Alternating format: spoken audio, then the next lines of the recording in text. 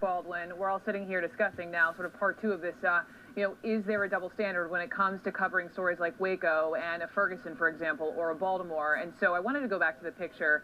And Troy, if you can just put the picture up of the scene really big on the screen from Waco, when you see, let's call them what they are, they're gang members, these criminals, right? 170 of them have been arrested, some of whom may even be charged with capital murder.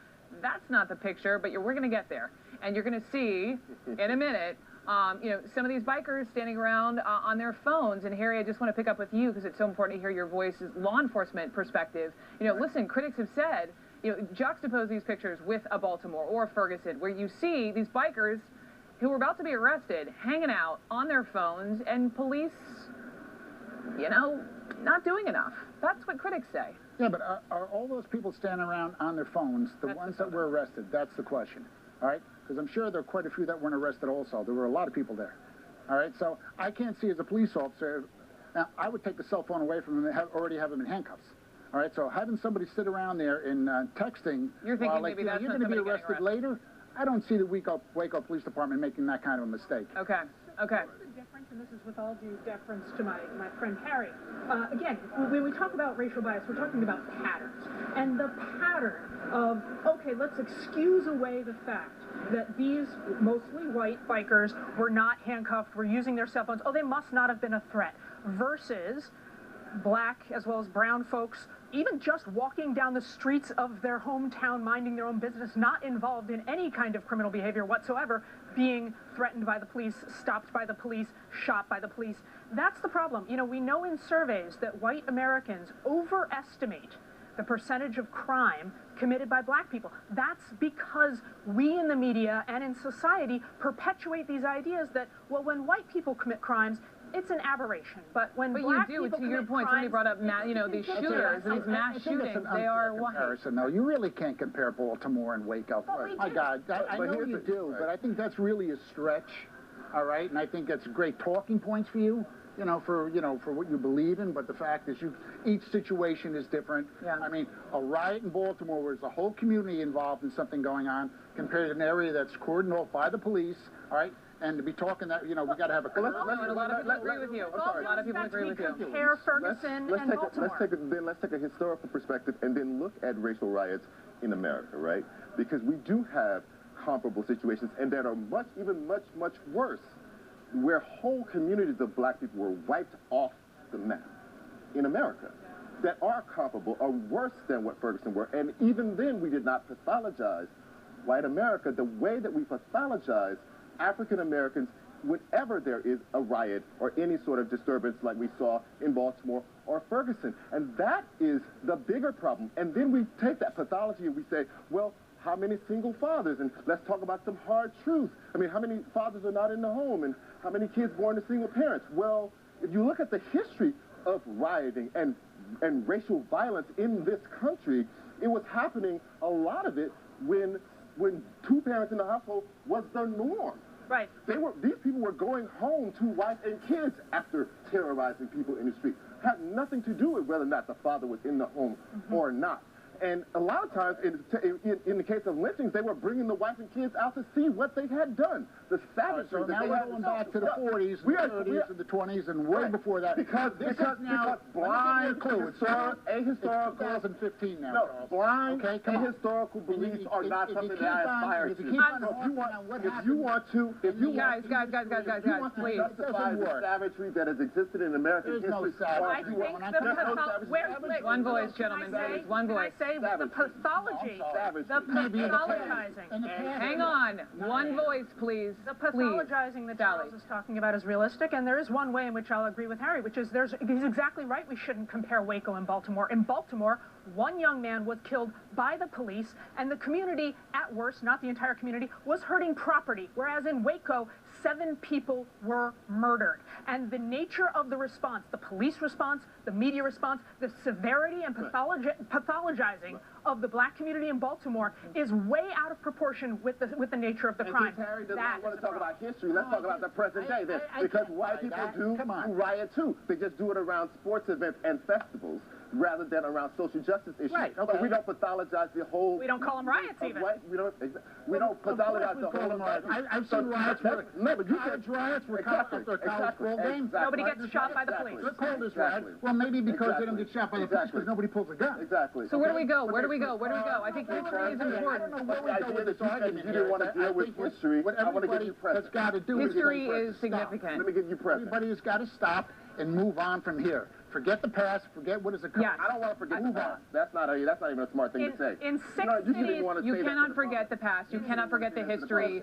So much of that, and covering and being in Baltimore for 1 week, talking to a lot of these young people in these communities. Your point, part of this narrative is listening to these young people, hearing about how they are lacking black role models, how they are lacking fathers. This is something I heard over and over and over, and how easy it is to sell drugs on the corner, and how this continues to perpetuate. History is significant. Whose fault is that? And at the same point time, a lot the of fact fingers. that the coverage around Waco, we have enough time. and around the coverage around I Waco, can educate you on that. the coverage around Waco blamed the restaurant. Let's do it. Everything comes from your sociological perspective, you know, that falls into your the rhetoric that you spew regarding that kind of stuff. Listen, if you were blaming... Not at all. And that is part of the pathology.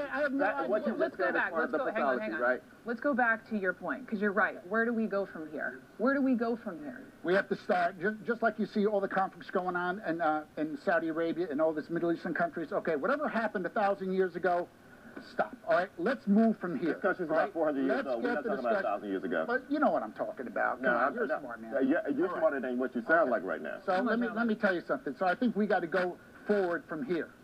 All right, quit looking at the past. All right, and let's learn from the past.